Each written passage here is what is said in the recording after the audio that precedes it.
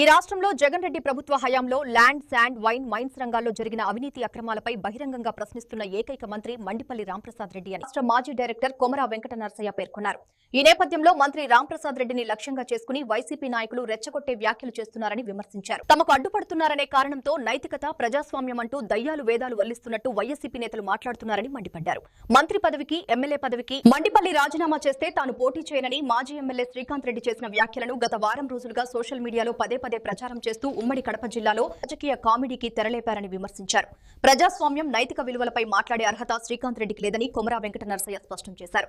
మద్యపాన నిషేధం అని చెప్పి ఈ రాష్ట్రంలో మద్యపాన నిషేధం కాదు కదా, లిక్కర్ స్కామ్ చేసి వేల కోట్ల కుంభకోణానికి పాల్పడినాడు. ఈరోజు 3,500 కోట్ల లిక్కర్ స్కామ్ లో మిథున్ రెడ్డి జైలుకి వెళ్లి బెయిల్ పైన బయట తిరుగుతున్నాడు. ఈయన మరో నాయకుడు చెవిరెడ్డి భాస్కర్ రెడ్డి బెయిల్ రాక 3 నెలలుగా ఊచలు లెక్క పెడుతున్నారు. వీళ్ళు నీతులు నియమాల గురించి మాట్లాడతారు. సిగ్గుండాల శ్రీకాంత్ రెడ్డి, నీ పార్టీ నాయకులకు ముందు నువ్వు సలహా ఇవ్వు. రాజ్యాంగం ప్రమాణం చేసి వీళ్ళు ఎమ్మెల్యేలుగా ఎలక్ట్ అయి ఈరోజు అసెంబ్లీకి పోకుండా ఉన్నారు. నువ్వు ముందు వాళ్ళకు సలహా ఇవ్వు, నీ జగన్ రెడ్డికి సలహా ఇవ్వు. రాజ్యాంగం పైన ప్రమాణం చేశాం కదా, ప్రజాస్వామ్య విలువలు మనం కాపాడాలి కదా, మీరందరూ రాజీనామా చేయండి అని చెప్పి సలహాలు ఇవ్వు. అంతెందుకు లిక్కర్ స్కామ్లో అడ్డంగా బుక్ అయినా బెయిల్ పైన తిరుగుతున్న మిథున్ రెడ్డిని రాజీనామా చేయని చెప్పే ధైర్యం నీకుందా శ్రీకాంత్ రెడ్డి? నువ్వు నీతులు చెప్తున్నావు. గతంలో ముందస్తుగా మీరు వేసుకున్న వ్యూహం ప్రకారము రాజంపేట ప్రజలు తీవ్రంగా అభ్యంతరాలు చెబుతున్నా కూడా వారి మాటలను లెక్క చేయకుండా నువ్వు లిక్కర్ స్కామ్లో దొంగ ధనంజయ రెడ్డి ఇద్దరు కలిపి అన్నమయ్య జిల్లాను రాయచోటికి మార్చిన ఘనత మీదే.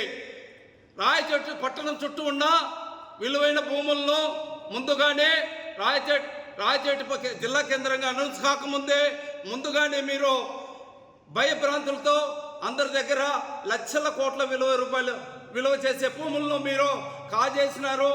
నువ్వు, నీ బంధువులు మరియు ధనంజయ రెడ్డి బంధువులు ఎన్ని వేల కోట్ల రూపాయల భూములను అక్రమంగా రిజిస్టర్ చేసుకున్నారో ఒక సిట్టింగ్ జడ్జి దగ్గర విచారణ జరిపితే మీరు ఎదురుటి నిలిచే సాహసం మీరు చేస్తారా శ్రీకాంత్ రెడ్డి?